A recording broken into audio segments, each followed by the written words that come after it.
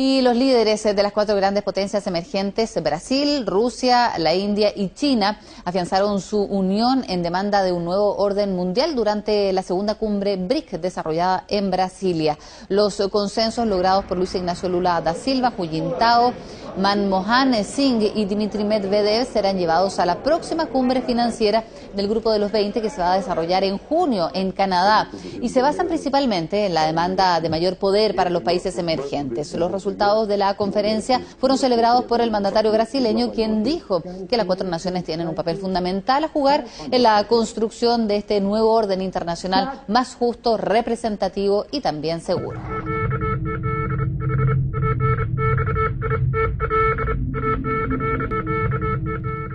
La cumbre de los BRICS muestran que aunque esa pueda servir como una alianza defensiva frente a los Estados Unidos y a la Unión Europea, en el marco de la crisis capitalista,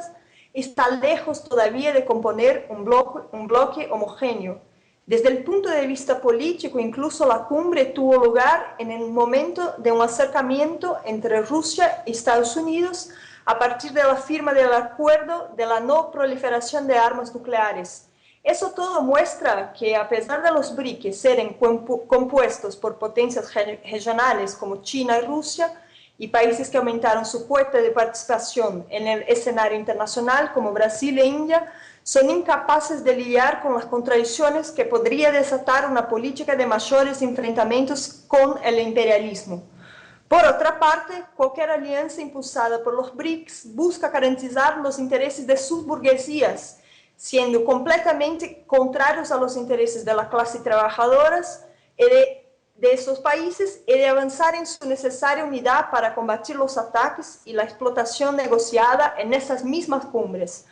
Por lo tanto, en medio de las incertidumbres que aún rondan el capitalismo mundial, lo que hoy aparece como una salvación se puede transformar en un punto más de discordia y disputas comerciales. Si nosotros partimos de que la Unión Europea, que concentra algunas de las economías imperialistas más importantes, pasa por una gran crisis, no hay cómo tomar seriamente la hipótesis de que los BRICS puedan tener una alianza homogénea o más duradera. Lo que sí se pone como tendencia es que sus intereses nacionales, incluso también en los BRICS, la pongan muchas contradicciones para que sigan actuando como bloque común.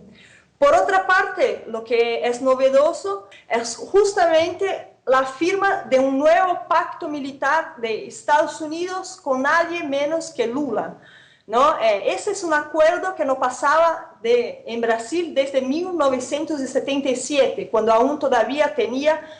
la dictadura militar. Ese acuerdo que está siendo presentado en Brasil como si fuera solamente una cuestión comercial para vender aviones de Brasil a Estados Unidos, en verdad es mucho más. Es una cooperación política y militar que empieza a tener ahora sobre la mano de Lula. Como planteó el propio ministro de Defensa brasileño, Nelson Jobim, y su par norteamericano, Robert Gates, cuando firmaron el acuerdo en Pentágono el último día 12 de abril, ese acuerdo es mucho más estratégico y abarca diversos niveles, como planteó Gates. Tanto es así que todo el sector petista, que hace parte del partido de gobierno acá en Brasil, se puso a la defensiva,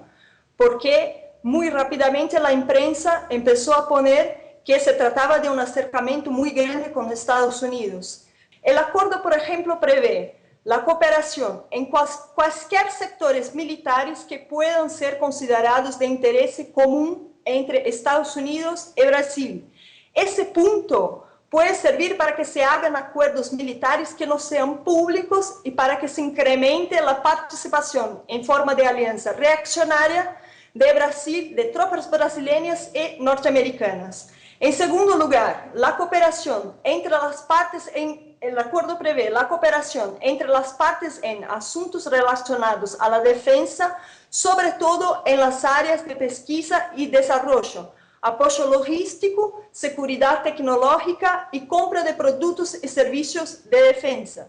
Y en tercer lugar, el intercambio de informaciones y experiencias adquiridas en el campo de operaciones en la utilización de equipamiento militar de origen nacional y extranjera bem como a las que se relacionam a las operaciones internacionales de manutención de la paz, como está planteado en el acuerdo. Ese en especial es muy criminal, pues en la práctica significa que el acuerdo militar entre Estados Unidos y Brasil abre las brechas para que los países realicen operaciones militares comunes, como en la práctica ya está pasando en la reaccionaria actuación de Brasil en Haití, haciendo parte de las tropas de la ONU y ahora incluso de manera compartida con Estados Unidos. Al final se pone en el acuerdo el tema del intercambio e instructores de personal